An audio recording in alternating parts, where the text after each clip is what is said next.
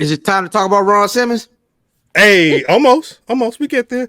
He sound like everybody else doing Black History Month. Ron Simmons. Well, I want to say it's Brazil. It's fact. Ron How about Simmons. that? How about that? It's Kofi Manny. That's what they say. It's been a minute since we've had this brother in our space on the pod.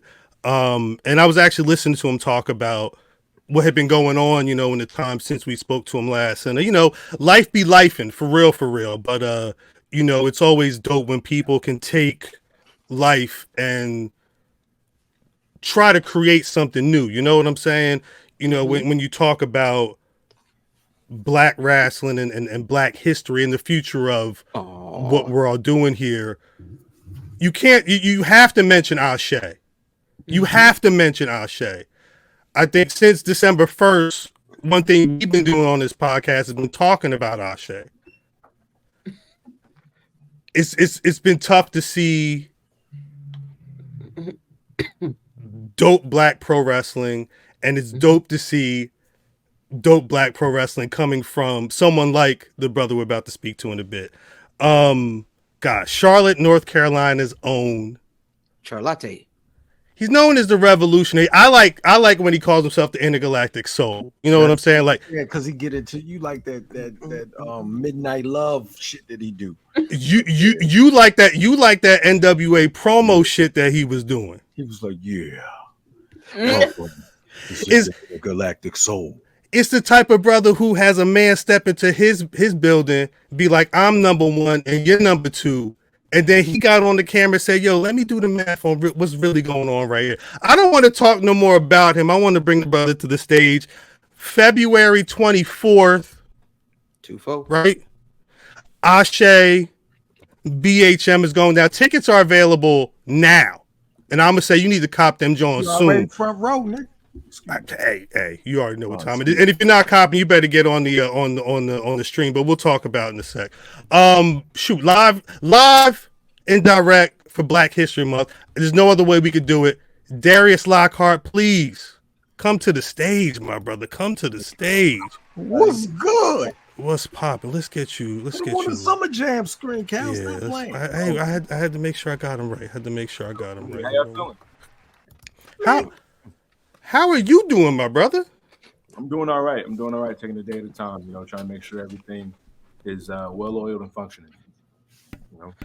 I imagine that's got, but I mean, the funny thing is I was looking over at your career. You're 11 years strong this year, so it was funny to see you celebrating your 10th year in the industry by saying, "Oh, I'm a start a promotion.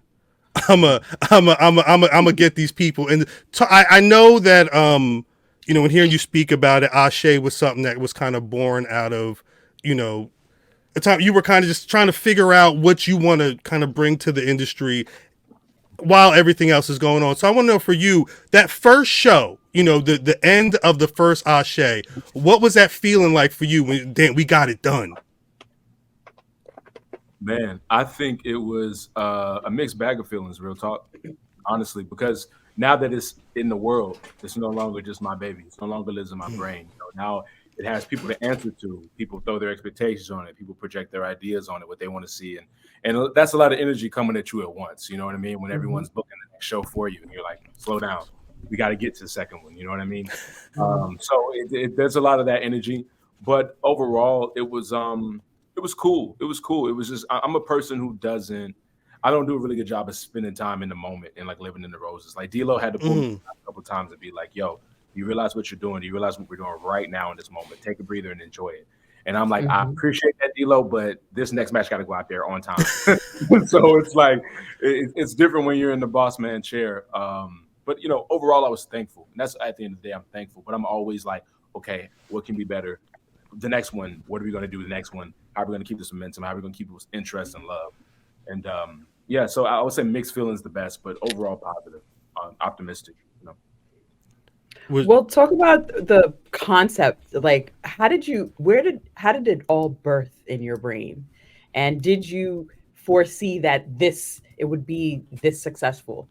Of course, we always want what we want to be successful, but you have like this was so well executed that it still has us all in awe. Thank you very much. Talk about the process. Talk about the process of how that whole thing just said. You woke up one morning and said, like the Undertaker, and said, "Oh shit."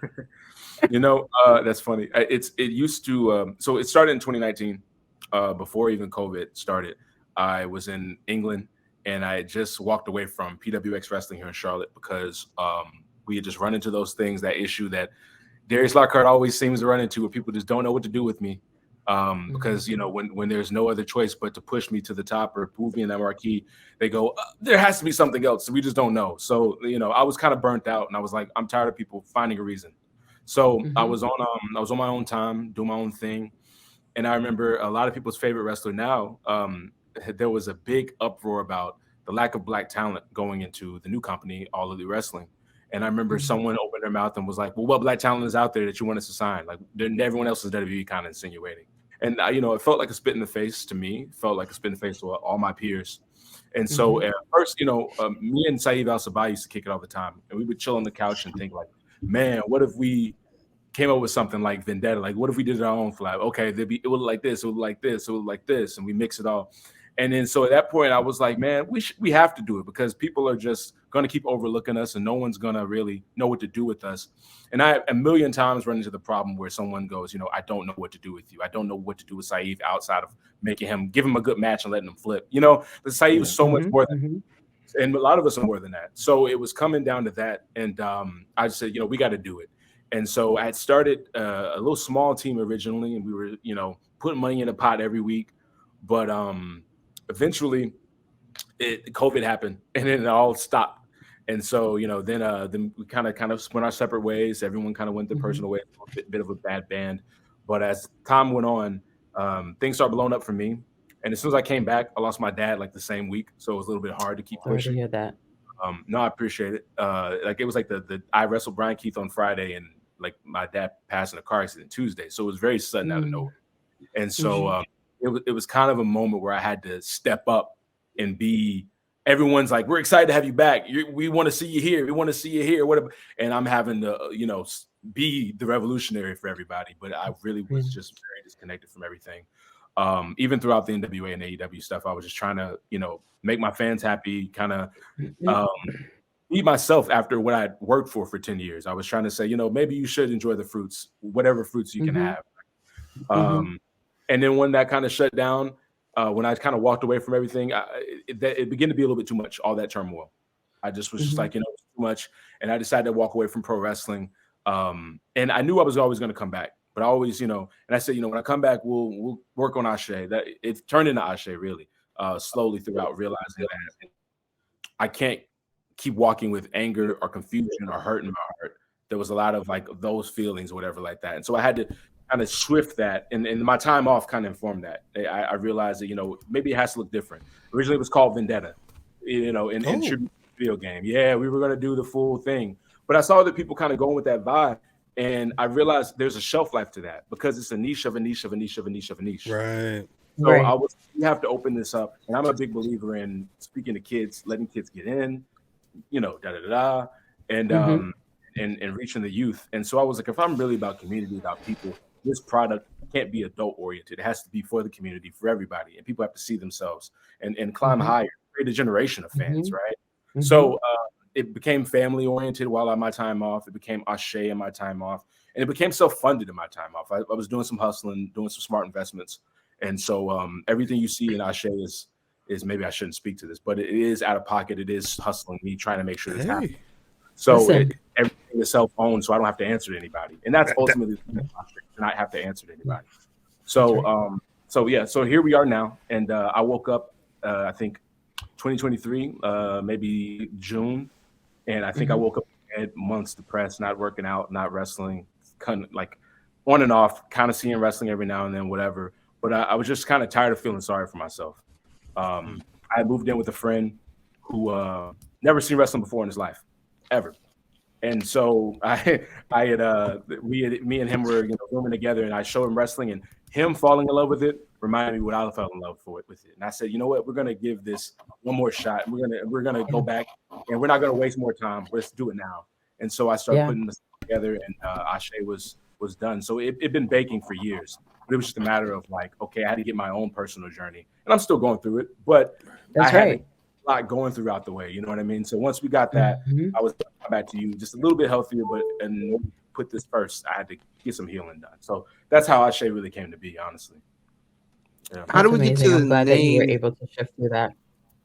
No, I appreciate that. Yeah. Appreciate it. Mhm. How do we get to the name Ashe? It needed a change from Vendetta. I didn't want Vendetta sounded so ugly, and it sounded so attached to a moment. First of all, I wanted it to be Mhm. unique. I wanted this to have a life of its own Mhm. and not be tied to someone's concept of what they're already going into this thinking what it's going to be. Like, oh, I know the video game, so I know. And now I have the expectation to meet, right? Let's take the expectation. Let's take away something that's been done before. Let's do something brand new. I started looking. I've always been a fan of one word kind of things for promotions. I'm a big fan of progress. I'm a big fan of things. I think like the acronyms, like the ASE. I think that's a little played out. And it's always so many acronyms. You have to remember them all. There's AEW. There's PW. Yeah. There's so many acronyms. You have to remember them all. And everyone's gonna get them.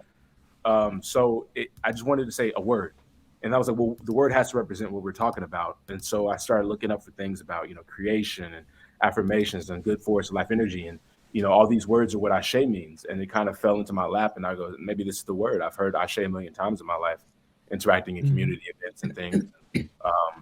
People would kind of share cultures, and I have people who are experiencing Yoruba culture. So I did my little research and was hoped that it wouldn't step on the wrong people, because I come from a different background, but I respect all diaspora. And if we're celebrating the diaspora as a whole, which is the concept of this show, and to uplift people of all walks of life and ilk, I thought Ashe was kind of a beautiful, transcendent word that speaks to that. So that's kind of how we got to that. Nice. I like that. I do like that. Mhm. You mentioned earlier about not being in the moment in terms of like the history that or whatever people want to put on what happened at the first Ashe show. But I'm thinking about you got a show in a couple of weeks where you're not only that dude backstage making sure that all the pieces are falling into place, but you have a match. I mean, what's going to be are you going to be thinking about everything else while you're in the rings, trying to worry about Darius Carter trying to rip off one of your limbs or something? Yeah, I think once I go through that curtain, or once match 5 ends, the bosses had it off. You know what I mean? I think honestly, probably before that. Honestly, I think by intermission, I'm getting ready.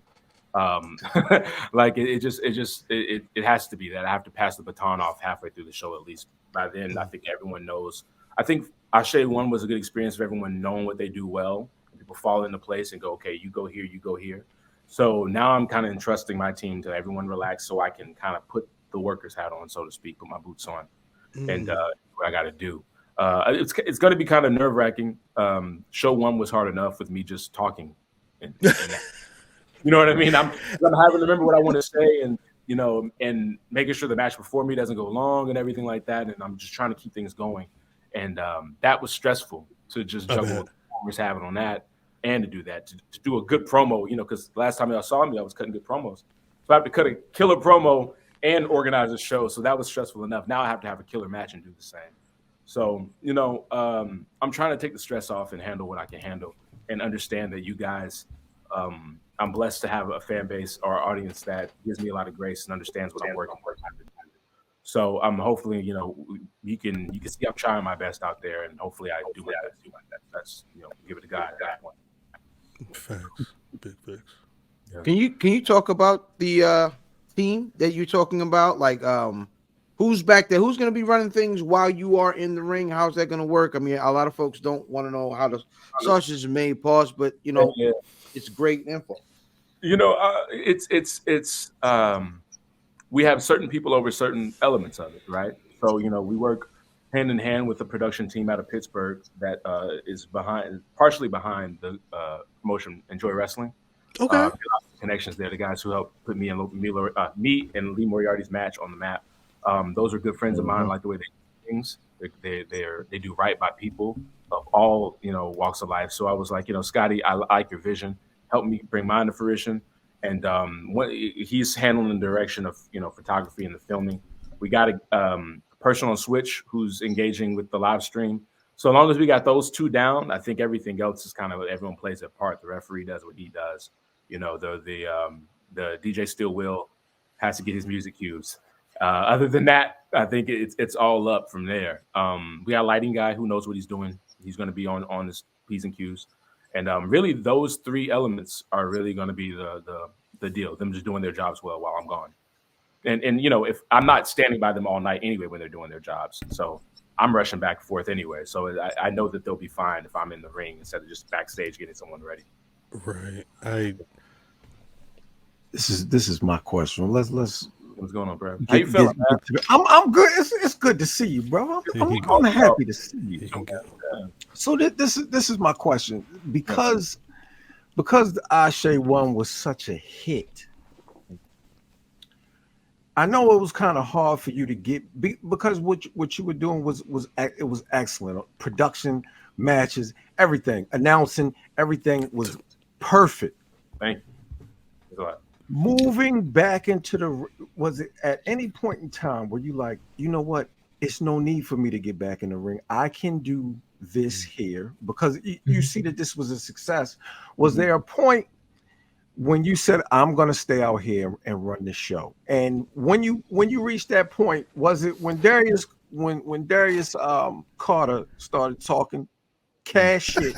Did that make you change your mind to get back into the ring? Was that the reason why we're here? You wanted to punch him in the face? Well, no, it's definitely incentive, but no, I had planned to kind of do the dual hat thing, right? Because I'll speak candidly, and hopefully it doesn't come off selfishly. But as much as I love to do a hand up in my brothers, whatever like that, I always never liked when people had to just forego their blessings and forego their path to put others on and be that bridge. And I think it's unfair for me to continuously put myself as that bridge and not let myself get what I feel like I've earned as a performer or what I'm capable of as a performer. So I do want to be able to present myself the way I think that I'm able to be presented when so many people have failed to do so. So I want to put myself in a position to win and be the performer that I know I can be. So I wanted to do that without hogging up all of the show. But I knew being in charge of the show would let me. I trust myself enough to know, okay, there's too much Darius on the show, Lockhart, not Carter, but there's too much Darius Lockhart on the show. Let's pull it back. So I have a team that's also good about telling me that, like, maybe you don't need to go at that this much. And luckily we haven't gone to that, but I've told them, hey, call me out when so it never becomes a Darius Lockhart show, and I don't want it to be that. But I knew going in that I was going to try to wear both hats, but going in also that there will be a limited amount of Darius Lockhart matches. You know, at this point, I'm in a blessed position, and when I step out the house, it means something. So I don't have to be on every show, which allows me to be the boss man. But also at the same time, you do get your taste of what Darius Lockhart gets to be in totality. So I went out there with the intention of me and Billy Dixon building to a match that people want to see. You know, two revolutionaries in their own right coming ahead, and also a personal friend of mine. I thought there would be a beautiful moment of him and I be able to share that on a stage that would be partially built together, because there's no Ashe if there's no Paris is bumping and no pro wrestling vibe, and there's no Ashe if there's no Billy Dixon calling me every week and we're going back and forth with ideas. So for Darius Carter to come and make that moment about him and Billy Dixon, whatever issue they've had for the past few years, and then insult me in front of my audience, it did piss me off enough to go, hey, Billy, you know, maybe we can put a pause on this while I handle my business. Because, you know, at the end of the day, a lot of people started talking crazy while I was gone. Not a lot of people, but enough. And I do remember, I take note of everyone who said something, who's called me out, who's, you know, made a tweet, I want to wrestle Darius. I've made a note, and we'll get to that.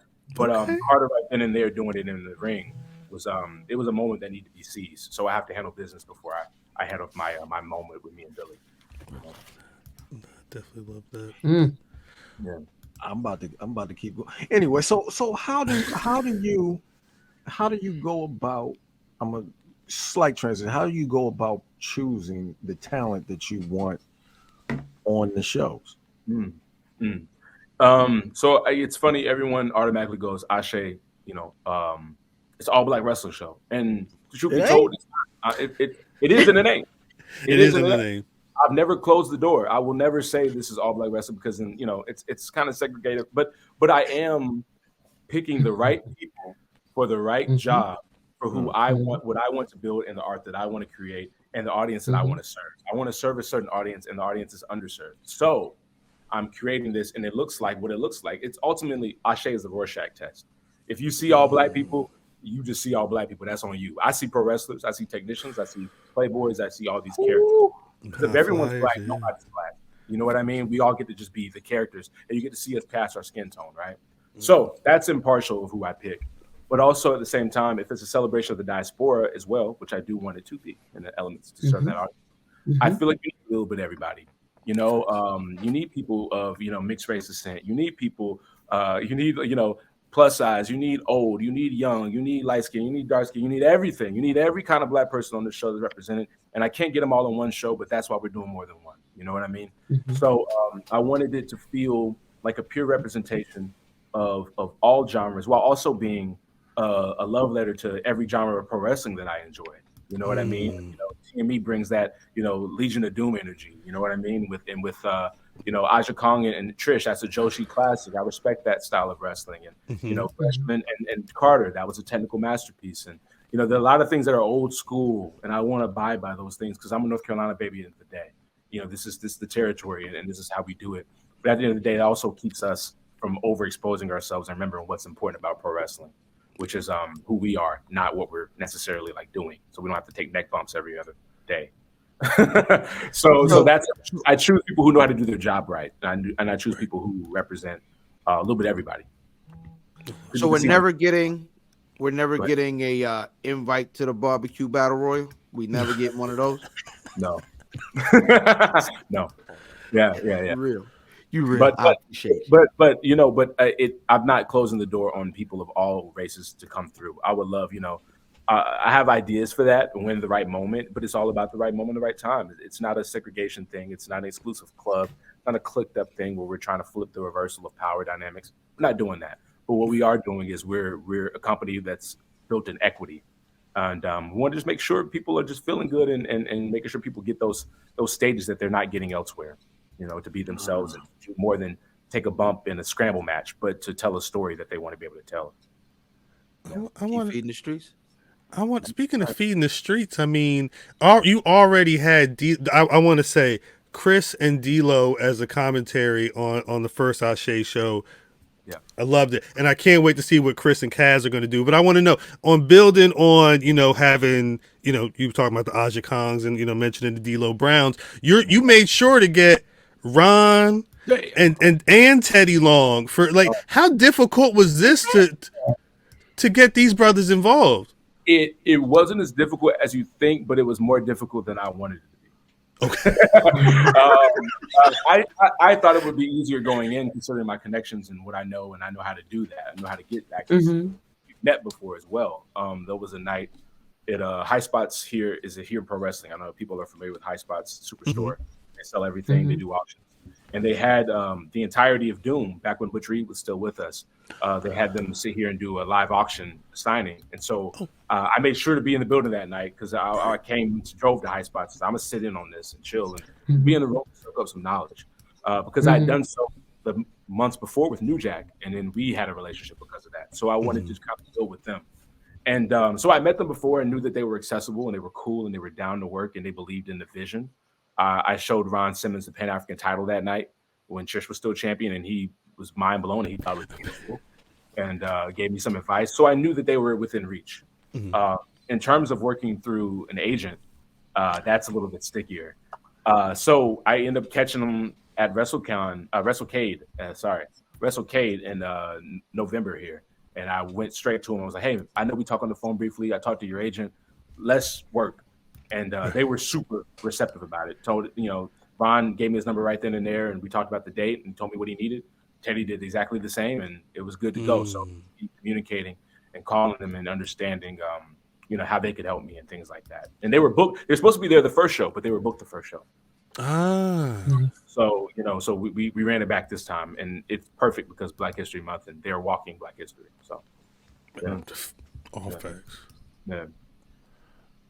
Are there any matches in particular for the February 24th show that got you hyped? Like just as a fan of pro wrestling? Outside of myself, yes. I want to put my foot up Carter's ass. I think I'm excited for I think everyone's excitement to see this many Black women on the show is making me excited to see what they do. The King Bees are on a run right now. I'm excited.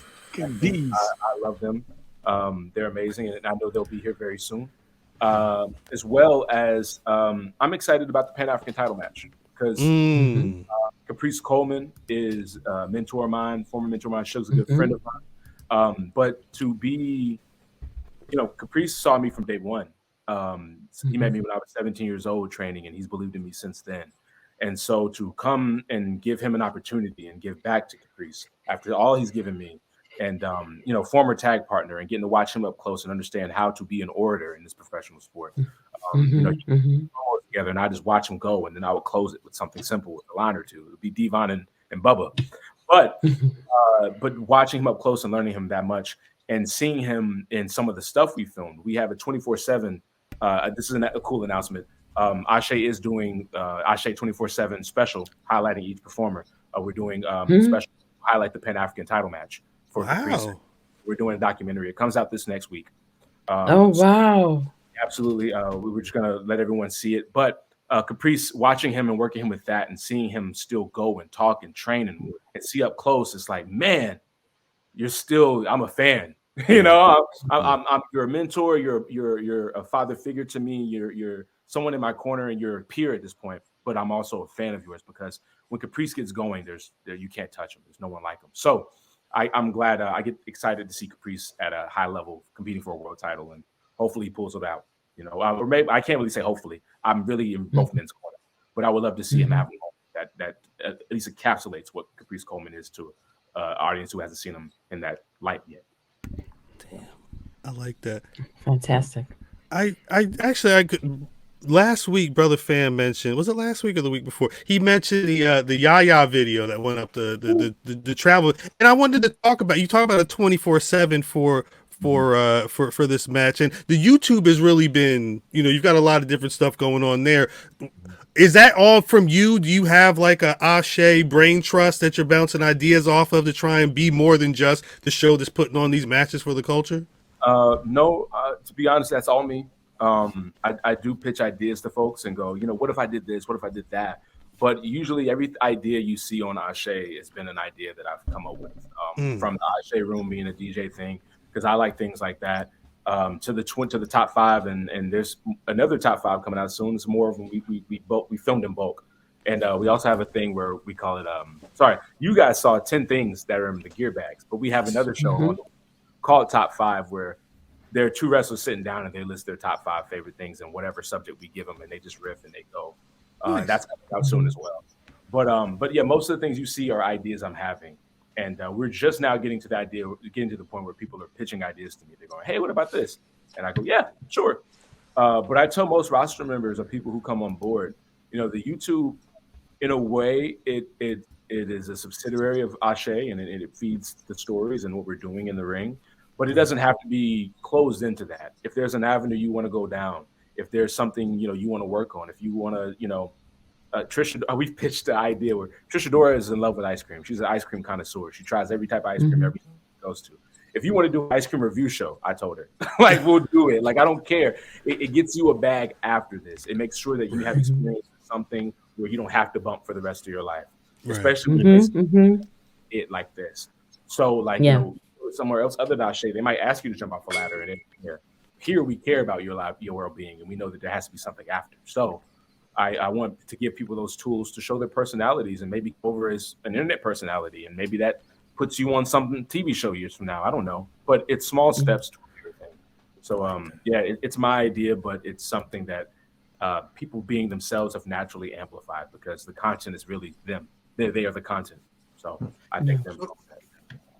You obviously have these folks here for a reason, right? But has there been someone who, from the content you've made, kind of started jumping off the screen like, whoa, hold on, you got something more than I expected? Has there been someone who really jumped off the screen to you early?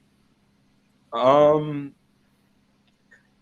be honest, man, it's everyone delivered like I thought they would deliver for the most part. Everyone I put in position, I put them there because I knew they would do that. You know what I mean?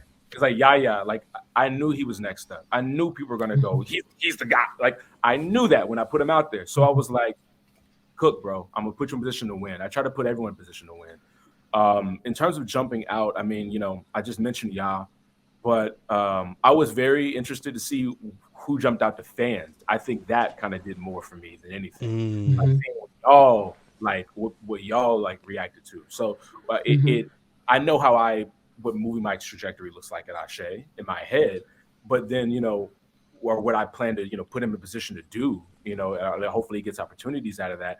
But I'm looking at YouTube and I'm seeing people comment, "I can't wait till Movie Mike's the first Ashe World Champion." And I'm like, "Oh, wait, okay, well maybe this is a title contender that people want to see challenged for more opportunities. Maybe people are excited about Kevin Knight. Someone's like, maybe Kevin Knight could be a world title." And I'm like, maybe. You never know. So it's really who y'all gravitate to is popping out to me. But when I watch the show back, everyone is exactly who I think they are, and that's the shit.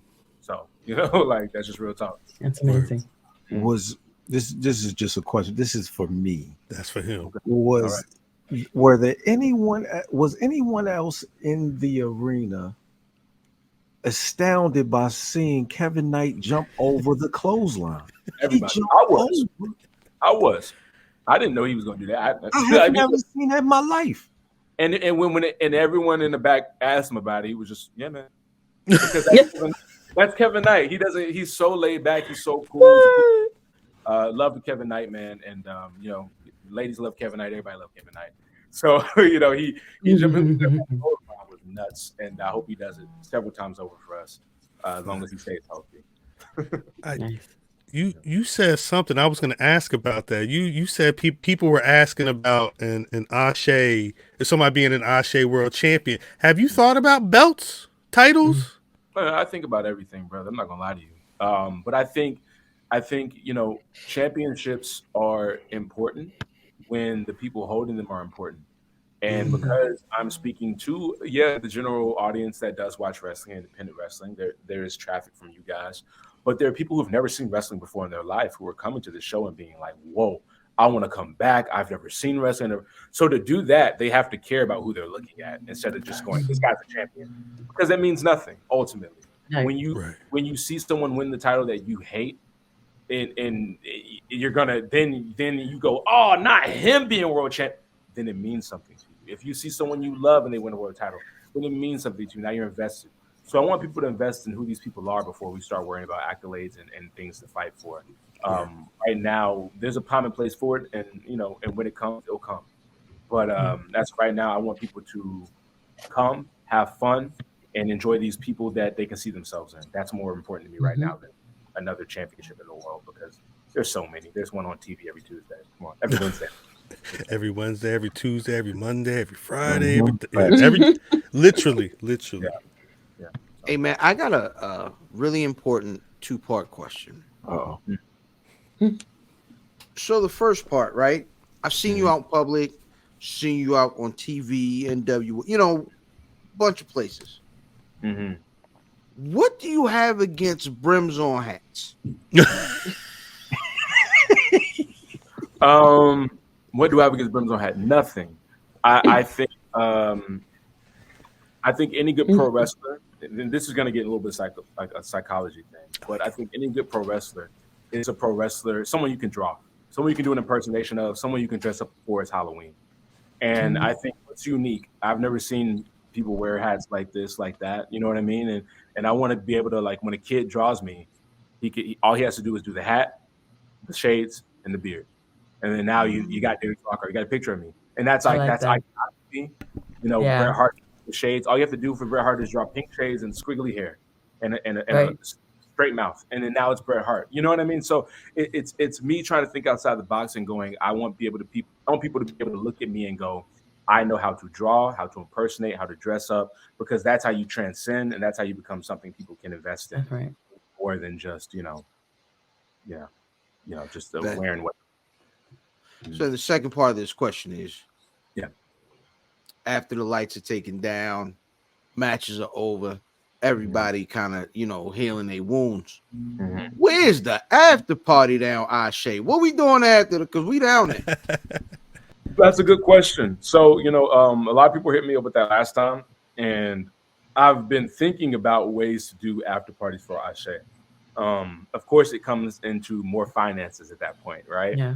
I mean, because then I got to book a venue, another venue. So that's 2 venues in a night, and then Yeah. But people are, there was a house party last time that the crew threw, that I was excited that they got to throw. Me personally, I went home. I couldn't take anymore. I needed to unplug. You need to sleep. Yeah. Yeah, and you don't want to start partying with your boys. That becomes a blurry line, and then Yep. it's too familiar. So Yeah. I wanted to keep arm's length, but that's something we're working on. I want to be able to. I do want to let everybody know an Ashe after party, a regular thing, will be something that hopefully we can encompass within this vision, where people can go party and then maybe hopefully see some of the people that they just vibe with on the show, and then you buy your favorite wrestler a drink or something. Who knows? I love it. Yeah. I'm not cooking. Establish that now, brother. No. These are legit requests already. Yeah. Let me know where to show up. I'm not showing up with chicken. And I told my friend the other day, we were talking about, there was a discussion on Twitter about men. Is it okay for them to cook for their friends, like in excess, like in detail or whatever like that? And I said something about, I had just made breakfast for a friend the other day that was a woman, and someone was, and I was like, I just do that just because I cook if I'm gonna share a meal. And they were like, oh, well, we'll breakfast at Darius after Ashe. And I was like, hell no. No one's coming out. Slow down. Yeah, but y'all got it. You know what I mean? If y'all want to do that, y'all got it. Yeah. Yeah. Well, I think, did anybody have any other questions? I think we do have a lot of show to get into. Brother man, word on your heart? We gonna be down there. We down there. Excited. February 24th. Sir. Ashe x BHM. Sianka, that's how you pronounce it? Yes, sir. Sianka, amazing artist. She gives me Erykah Badu, Dreamville, Ari Lennox vibes. She's she'll spit for you, but she'll sing her ass off right after. So it's gonna be some moves. If you're in the crib and you're watching a live stream, because there will be another live stream for this one too, light your incense at the crib and have a good time. If you're in the public, put your lighters up, have a fun time. Because Sianka's that type of performer. She's the vibe. So My lighter never go down. Well, I do want to say I appreciate the way you streamed it. That's a service that I use all the time, and because it'd be like fight and I got to sign up for another spot to go to. Nah, give me the real right there, and the fact and the key, Mr. Darius Lockhart. I want you to know, sat and watched it that night. Sweet. Kept running the replay the entire weekend. Like there was no reason to watch anything else at that point, because where else you going to see Darius Lockhart or Darius Carter and Darius Lockhart battle in the ring, and then see Darius Carter and Jonathan Gresham have an amazing match later on? And it's just amazing value. Yeah. Amazing value. Yes. And I'll announce this on the show too. I like giving y'all exclusives because y'all are fam. I'm really picky about who I do exclusive with. Gresham versus Carter will be available for free very soon. I'm doing way more than I have to. I'm editing it myself. Wow. I'm editing it my 3 camera shots. It's a pain in the ass. But Darius Carter versus Jonathan Gresham is coming out very soon. We're going to put that on YouTube for free so people can see how we got here between Darius Carter and I, as well as an amazing Matt Classic that those two put on. So we're going to put that for the world, because as much as he deserves to get smacked in the mouth, Darius Carter is a fantastic wrestler, and I'm never going to stop another brother. I'm not. One thing Darius Lockhart is not is a hater, and so I know he's talented, and I want people. More people should see him, and more people should see Gresham. He's the best technical wrestler in the world that I've ever seen. So I want to put those two brothers to get that shine, as well as build some anticipation for what we're going to do on the 24th. So that will be out very soon. Fantastic. That's fantastic. I love that. So. Actually, bitch. I was going to say we have. There's a lot of show we got to get to, but Darius, thank you so much for dropping gems here, dropping exclusives here. Again, the squad will be down February 24th for Ashe, the second Ashe. If you haven't peeped, AsheWrestling.com, just click on that Watch Ashe and figure out how you can watch that first show. Buy the tickets too, and buy the tickets again. The link is in the chat as well. Darius, thank you so much. Thank you so much. Y'all, much love, and can't wait to do this again. Hopefully sooner than 4 years. Don't wait so long. That's right. See y'all. You very said it. You said it.